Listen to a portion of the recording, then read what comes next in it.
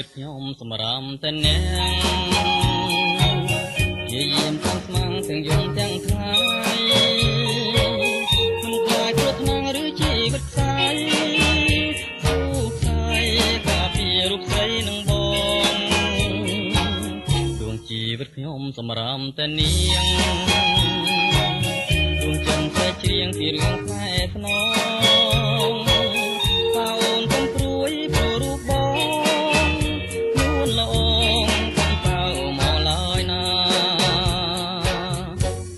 ស្រឡាញ់តែអូនម្នាក់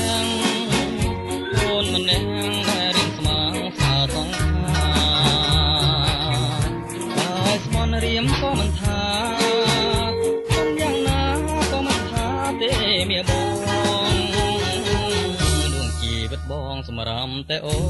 ននៅទុំជាក្បូនសម្រាមចំឡងដឹកនាំความពីប្រលឹងមាសបងឆ្លងទៅកាន់ត្រើយសុខសាន្ត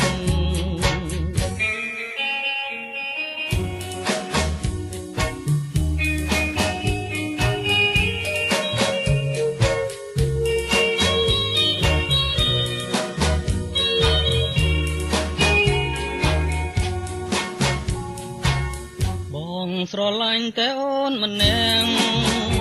អូនម្នាក់រៀងស្មាងស្អាតសងស្មន់រៀមក៏មិនថាខ្ញុំយ៉ាងណាក៏មិនថាទេមាបង